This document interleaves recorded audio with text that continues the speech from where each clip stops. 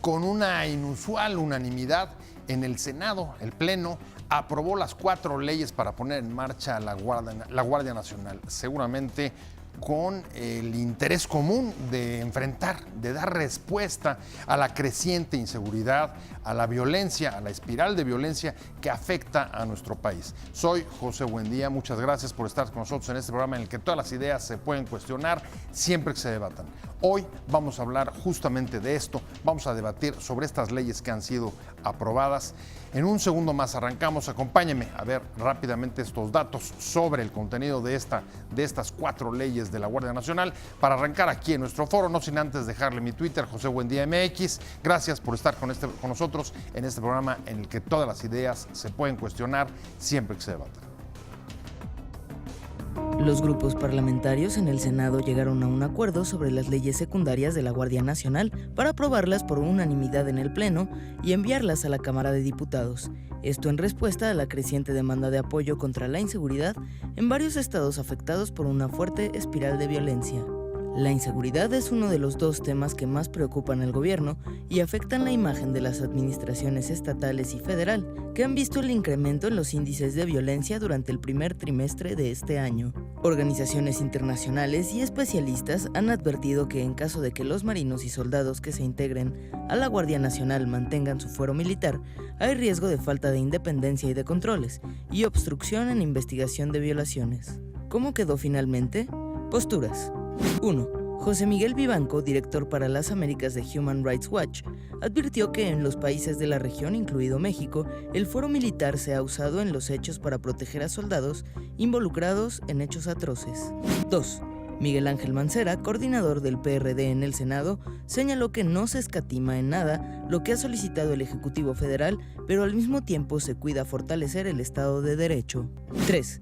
Mauricio Curi, coordinador del PAN, destacó que en la propuesta del Ejecutivo de Ley de la Guardia Nacional se eliminó cualquier elemento que sugiriera una fuerza de corte castrense, esto para contar con una corporación civil y policial. Arrancamos con opiniones encontradas. Muchas gracias por estar con nosotros. Vamos a hablar de las leyes secundarias que hoy aprobaron en el Senado para la puesta en funcionamiento de la Guardia Nacional, la principal respuesta del gobierno de López Obrador hasta ahora para tratar de enfrentar la violencia, la inseguridad tan acuciante que está afectando desde la Ciudad de México hasta otras capitales de los estados. Muchas gracias por estar con nosotros, Edith Olivares, de Amnistía Internacional. Un placer tenerte con nosotros. Hola, muchísimas gracias por invitarme. Como siempre, un placer. Julio Sabines, ¿cómo estás? Pepe, muchas gracias por tenerme. Experto en seguridad nacional, y usted ya lo conoce, ha estado con nosotros muchas veces. Ya ha estado además muy activo con este tema de la Guardia Nacional, estuviste en el Senado la semana pasada. Sí. Y a mí me gustaría arrancar por lo obvio, y es, a ver, no es usual tener este nivel de consenso con el que se aprobó hoy este paquete de leyes. Entiendo todos los votos a favor, una sola abstención, la de Emilio Álvarez y Casa, y parece que más por un asunto procedimental que por un asunto del fondo. ¿Cómo ves? ¿Qué explica para ti este enorme consenso, a pesar de ser el tema quizá más polémico que hemos vivido en la actual legislatura? Bueno, nosotros lamentamos un poco, el consenso no necesariamente es ni bueno ni malo. Ahora, el consenso es producto de una negociación bastante opaca que hubo por parte de los grupos parlamentarios, hubo acuerdos, es evidente, y además así lo señalaron, de los grupos parlamentarios que estuvieron discutiendo las 4 leyes de manera paralela, sin que tuviéramos oportunidad directa, las organizaciones de la sociedad civil y organismos internacionales, de conocer cuál era el contenido de estas iniciativas. De hecho, ni siquiera el resto de los senadores y senadoras conocían las iniciativas que van a votarse el día de hoy. Y producto de eso probablemente es el consenso, es decir, el consenso tan marcado es producto seguramente de una línea de partido. Cada coordinador de grupo parlamentario firma. Pero incluso como línea de partido, ¿no les parece que se pongan de acuerdo el partido oficial, la mayoría, partido en el poder, con toda la oposición, no es algo que haya sido muy usual en lo que va de la legislatura? Pues, Pepe, no es usual, y al contrario, yo creo que hay que felicitar a los senadores. Habla muy bien del ejercicio de responsabilidad que están asumiendo.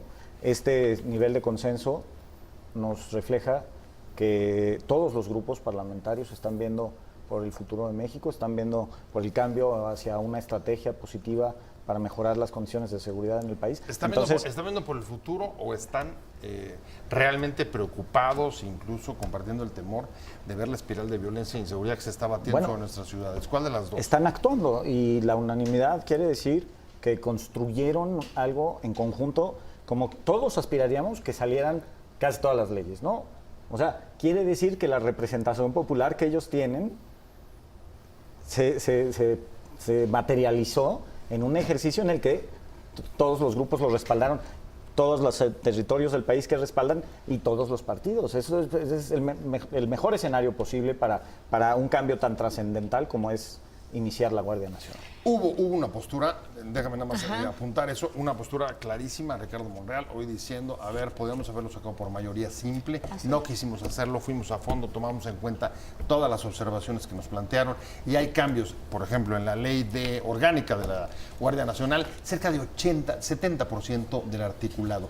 Quiere decir que la unanimidad respondió también a eso, a la capacidad de flexibilidad, de escucha, inclusión, bla, bla, bla.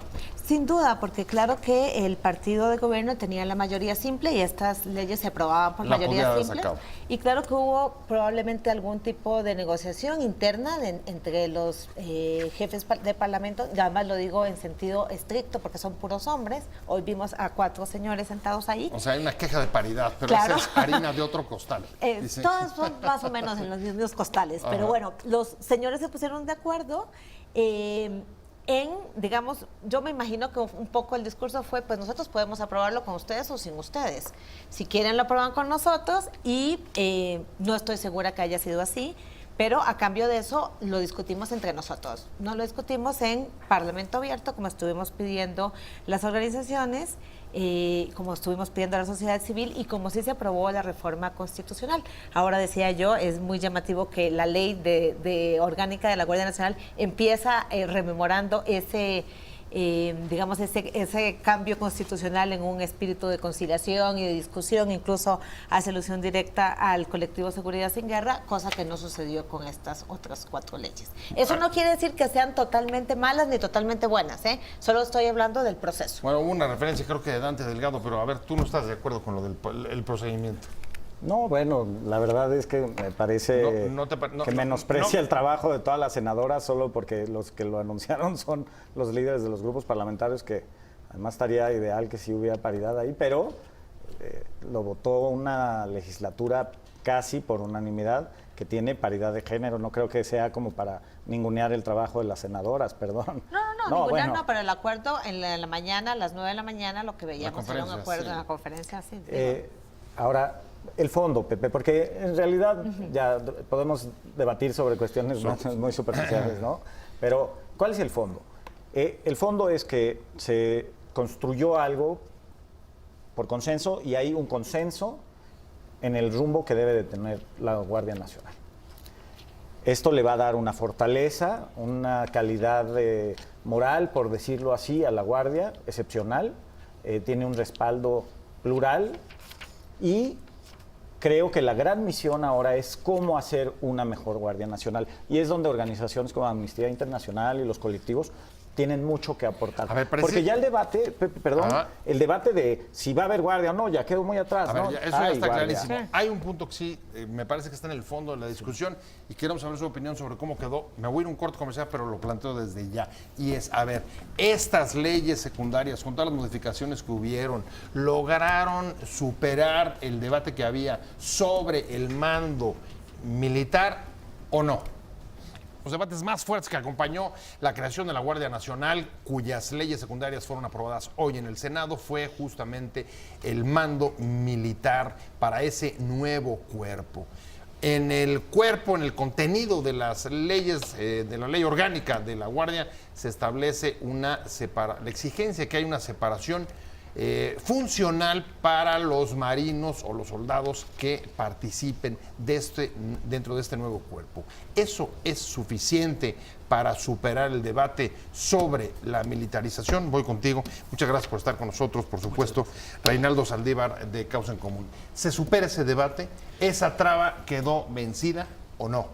Bueno, pareciera que en realidad es una separación formal, es decir, más allá de que la adscripción ya no es dentro de un cuerpo militar, sino de un cuerpo que la Constitución dice que es civil y policial, en realidad la formación sigue siendo militar, la obediencia que tienen respecto a su mando superior pareciera. Pero que el problema es mando, el problema es la cadena de mando. la cadena de mando sigue siendo al menos de una formación, una tradición militar, es decir, puede tener el título que tenga y puede establecer estas restricciones respecto a la adscripción. Pero sigue siendo la militar. cadena de mando va a depender de un civil. Va a depender ¿Se supera con eso el debate o no? A mí me parece que no. A mí me parece Vas. A mí me parece Edith que nos hemos Olivares, centrado... Gracias. Amnistía Internacional. Sí, me parece que nos hemos centrado muchísimo en ese debate que es muy importante, sin duda. Yo creo que, por lo menos en la lectura que nosotros hemos podido hacer hasta el día de hoy, en general, lo que, digamos, la Guardia Nacional es lo que antes era la Secretaría, digamos, era la Policía Federal, ¿no? Con la incorporación de marinos y soldados, es decir, de personal de las Fuerzas Armadas de México. A mí me llama la atención, la verdad es que sí nos llama la atención cómo parece que hay una dificultad para no poder ponerle a esa persona que dirige ese cuerpo un nombre civil, sino que su título es comandante, ¿no? O sea, como que tenemos todavía esa como... Pero en términos de naturaleza y funciones, se supera esa problemática que fue la enorme impugnación. Así es. O sea, seguimos con la estrategia de tener un cuerpo militarizado, bla, bla, bla. ¿Sí lo vamos a tener o no? ¿O con esto Pareciera que no vamos a tener un Ok. cuerpo totalmente militarizado, pero yo sí quiero poner atención, digamos, hacer énfasis en que hay otras leyes que también son muy importantes que se aprobaron en este debate, y no solo la Ley Orgánica de la Guardia Nacional.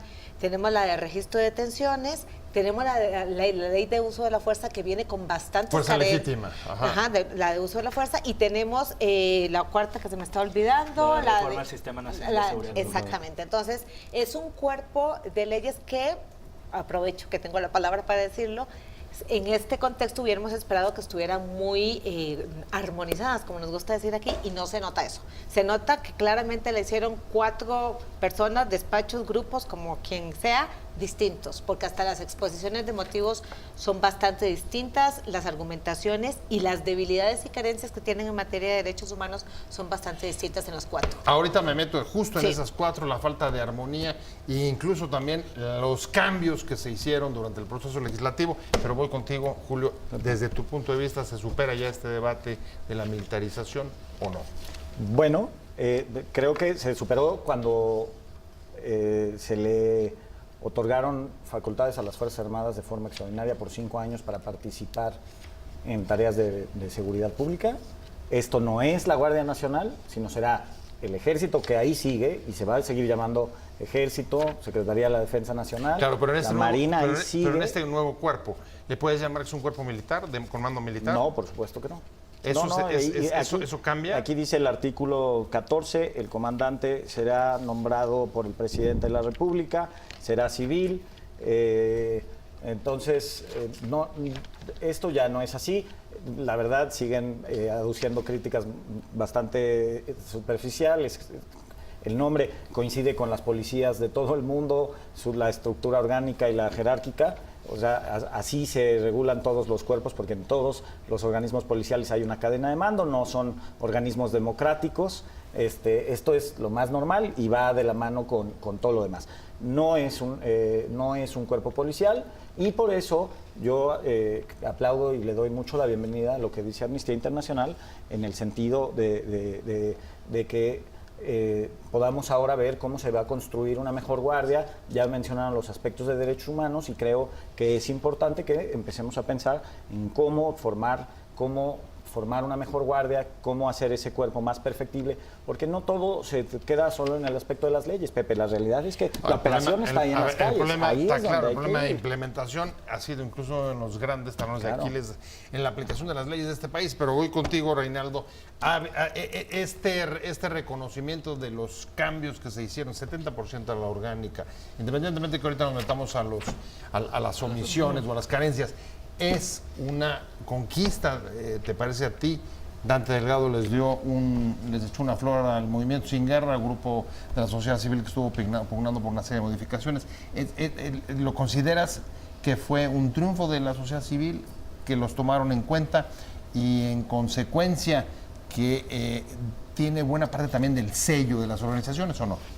Ahora, desde Causa en Común consideramos que hubo apertura de algunos y algunas legisladoras. Eso se celebra, se aplaude porque logra incorporar algunos de los estándares y críticas que nosotros estamos proponiendo, pero no es algo que creo que se deba celebrar. Es decir, los legisladores cumplieron con su trabajo de consensuar, de buscar la mejor ley posible, pero creo que no lo lograron, y mucho tuvo que ver con el proceso que realizaron, un proceso al que se convocó un periodo extraordinario, sin que conociéramos las iniciativas, sin que hubiera un ejercicio real de parlamento abierto. Pareciera que no hubo un diálogo en el que en verdad se pudieran incorporar todas las voces. Pongo algunos ejemplos en términos de las leyes que sé que vamos a hablar más adelante, como la ley de uso de la fuerza.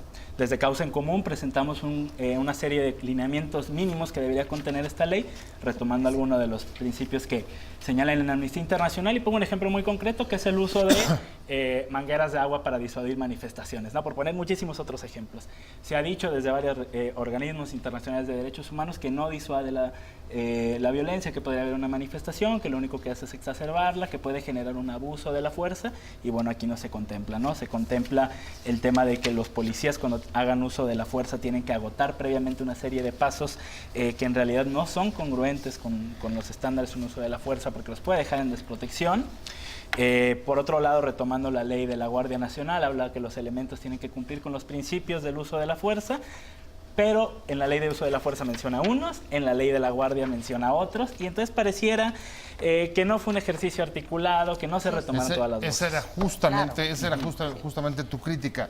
Ahora, hay un punto que me parece central, incluso tomando en cuenta la crítica que ponen sobre la mesa, y es, a ver, esta es el cuerpo que necesitamos. Yo me lo estoy imaginando un poco como una especie de cuerpo de élite de reacción rápida, aunque dicen que tendrán presencia en... estaban hablando en cerca de 300, entre 300 y 600 elementos en distintas partes del país de manera permanente, pero parece un grupo como de reacción rápida. Este es el tipo de cuerpo que necesitamos para enfrentar el tema de la seguridad y la violencia en el país. Fíjate que yo quería hacer una anotación importante, porque es una debilidad que permanece, que el tipo de cuerpo que estamos creando, que crearon nuestros legisladores, va a tener un conflicto de inicio, que es el tema de que tenemos militares con las prestaciones que tienen los militares en este país, que todos sabemos que son bastante superiores a los que tienen los cuerpos policiales, y policías que vienen con otro régimen de seguridad social, con otras prestaciones. Nos compramos un conflicto. Sí. Este cuerpo... Pero a ver, si piden licencia o tienen una separación funcional del ejército, tendrán que tomar las prestaciones, salarios y etcétera del nuevo cuerpo. No. Cada la ley dice que todas sus prerrogativas. Entonces, claro, nuestra propuesta ha sido siempre que hay que igualar a la alza.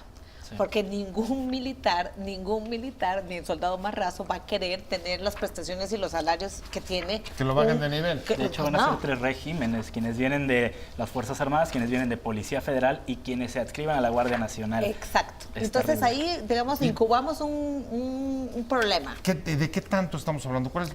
¿Qué tanta puede ser la diferencia entre un régimen y otro? Enorme. ¿Enorme? Es enorme. Mira, Pepe, yo creo que somos un país que está en un proceso de transformación en el que, de entrada, la administración pública se está apretando el cinturón y se está reduciendo el gasto. ¿La austeridad? Sí, con respecto a la austeridad. Y creo que esto hay que tomarlo muy en cuenta, porque todos quisiéramos lo más alto, y también quisiéramos comprar un montón de equipo y quisiéramos comprarle un montón de medios para hacer mejor su trabajo, y la verdad es que tenemos limitaciones presupuestarias. Pero Julio, aquí lo que están planteando es que la austeridad no es para todos, o no van a llegar con el mismo nivel de austeridad. Ese es un problema. A ver, vamos por partes. Conforme a cómo se incorporan, quienes vengan de las Fuerzas Armadas mantendrán su antigüedad, su seguridad social, prerrogativa, salario, bla. Esto quiere decir de este primer momento de la Guardia. A partir del punto en el que quienes se den de alta y se formen ya como miembros de la Guardia Nacional, esto quiere decir de hoy en adelante, tendrán su propio régimen de seguridad social, que será el de la Guardia Nacional, para el que todavía hay que legislar. Dice el artículo 42, las prestaciones de seguridad social se regularán conforme a las leyes aplicables. ¿Qué quiere decir? La Guardia Nacional tendrá su momento en el que todos quienes lleguen de ahora en adelante, y además eso es a lo que se busca de aquí en adelante, es que se construya una institución con gente nueva. Entonces, esta gente nueva va a tener ya su régimen propio. Déjame hablando de las leyes secundarias de la Guardia Nacional que hoy se aprobaron en el Senado, se van a enviar a la Cámara de Diputados.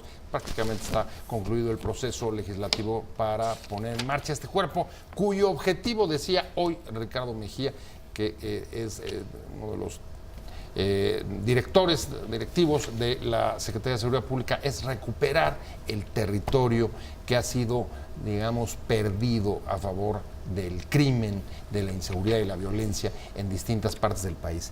¿Esta guardia puede cumplir su objetivo, Reinaldo, o no? Primero, tres aspectos, ¿no? Hay que recordar que la reforma constitucional de la Guardia Nacional en un primer momento lo que establece es que los estados deberán fortalecer a sus policías y las policías locales también. Entonces, ¿podremos tener un buen cuerpo de Guardia Nacional que cumpla con muchos estándares y un gran esfuerzo del gobierno federal? Sí, pero si descuidamos las policías locales, por más esfuerzo que se haga desde la Guardia Nacional, pareciera que no. O sea, no podemos conferirle solamente a la Guardia Nacional el objetivo de recuperar el territorio, porque hay otras instituciones policíacas que tienen que operar. Y hay ¿Tendrían que bajar un poco las expectativas con declaraciones como estas? Sí, y también tendríamos que ver una serie de parámetros que se maneje desde la propia ley que podrían tener incentivos perversos. Entre el artículo, creo que 92 de la ley que se acaba de aprobar, establece que se podrán celebrar convenios de colaboración entre los estados, los municipios y la federación para que la Guardia Nacional opere en estos lugares, y que la erogación tendrá que venir por parte de los estados y municipios, lo cual pareciera que puede ser un poco contradictorio con la idea de fortalecer las policías locales, ¿no? ¿Cómo ves? Sí, yo también ¿Cómo ves? creo que ¿Sí puede, qué tanto puede jugar, digamos, en este objetivo de recuperar el territorio, que a todos nos interesa, evidentemente? Claro. Yo creo que en efecto no podemos pensar que es este el cuerpo que nos va a la varita mágica con la que vamos que va a ser la seguridad. No son como los Avengers. No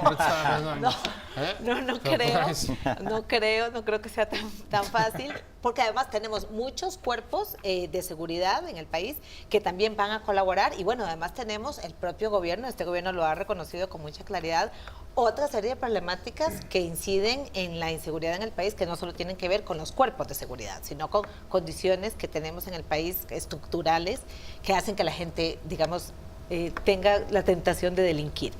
Pero una cosa que nos parece a nosotros importante es recordar que, bueno, tenemos esta ley de Guardia Nacional y tenemos otras tres, ¿no? Nosotras en Amnistía Internacional hemos hecho especialmente énfasis en dos leyes, la de registro de detenciones y la de uso de la fuerza. Quiero decir que el registro de detenciones nos parece que es una de las que está mejor logradas. En particular nos parece importante que se reconoce que el registro de detenciones tiene el objetivo fundamental de no violar los derechos humanos de las personas que son detenidas en este país, porque todos sabemos, digamos, es un lugar común saber que son la mayoría violaciones graves a derechos humanos las que se cometen en este país de las personas que son detenidas. En cambio, la ley de uso de la fuerza, como decía el compañero de Causa en Común, tiene carencias muy fuertes, muchísimas contradicciones. Yo nada más quiero poner sobre la mesa que este documento que nosotros hicimos en Amnistía Internacional, Uso de la fuerza, que tiene una serie de directrices y es un manual bastante, digamos, como didáctico sobre cómo hacer uso de la fuerza. Sí, claro. Lo enviamos a los senadores y senadoras, a todos los senadores y senadoras por correo electrónico. Recibimos respuesta solo de uno, que fue el que no votó, por cierto. Hemos hecho también entrega del documento por escrito. Desafortunadamente no vemos muchas de las recomendaciones que están ahí en la ley de uso de la fuerza, y esto es digamos, un riesgo grave, porque hablando de si esto nos va a dar la seguridad o no, pues estas leyes presentan como muchísima importancia y se presta mucho al debate de la población. Sí, es regular la forma de actuación de las policías en el país. Pero es que cualquiera no solamente de la Guardia Nacional, sino tendría que ser de los otros cuerpos. Así es, y todas las personas podemos ser sujetas. Yo creo que esa es una de las cosas que debemos tomar en cuenta. Todas las personas podemos ser sujetas de una detención o de uso de la fuerza. No son solo los malos o los que delinquen. Todas las personas estamos en riesgo de ser detenidos, en riesgo de que nos apliquen uso excesivo de la fuerza, porque vamos a una manifestación o porque pasamos por ahí o porque vamos por la calle, etcétera. Dos preguntas sobre la mesa, entonces. La primera, la que les acabo de hacer ambos, es, a ver, ¿y tú qué opinas? Si este es el cuerpo que necesitamos para recuperar los territorios. Es el objetivo que dijo la Seguridad Pública hoy. recuperar los territorios, o sea, nada más y nada menos, lo cual incluso significa un reconocimiento de que hay lugares donde el Estado ha perdido el control. En efecto, y es muy importante esto, Pepe, pero va de la mano con la Estrategia Nacional de Seguridad Pública, que es importante señalar que no había habido una estrategia de estas dimensiones en administraciones anteriores. Esto habla también de la responsabilidad del presidente López Obrador y de la atención que ha tenido el secretario Alfonso Durazo. A ver, perdón, tocas un punto que me parece central. Hasta donde entiendo, tú me corriges y les pido que se incorporen. Parte de la Estrategia Nacional de Seguridad Pública entiende la lucha contra la violencia en términos de similares a un conflicto armado como han vivido otros países. ¿Estoy en lo correcto? No sé si no solamente es una lucha de contra el esa narco, forma, sino con un conflicto armado. Y si es así, ahí sí tiene una relevancia enorme el uso de la fuerza. ¿Cómo se maneja? No en un conflicto armado, pero sí habla de el encono que existe y la distancia en el país, y el presidente lo dijo en campaña, y eso fueron, no soy yo, los 30 millones de personas que votaron por él, sobre un proceso de reconciliación que es necesario y para lo cual vendrá además un momento necesario. Ahora, atendiendo específicamente lo que decían, la ley orgánica de la Guardia Nacional sí tiene esta cuestión que responde a la subsidiariedad, por eso habla de los convenios con los municipios. Porque en la primera versión se había hablado de subsidiariedad en el sentido de que lo pudieran pagar, y al parecer lo criticaron mucho, y eso era algo que ya existía con la Policía Federal. En verdad, los municipios podían rentar a la Policía Federal si no tenían la propia, y entonces así se entendía. Lo quisieron subsanar para que no padeciera que la están pagando, pero bien dices, no tiene que ver con el hecho de que se exima a los municipios de su responsabilidad de seguridad pública. Eso está bien, pero para que no se queden fuera. Ahora, a ver, déjame ir a los objetivos.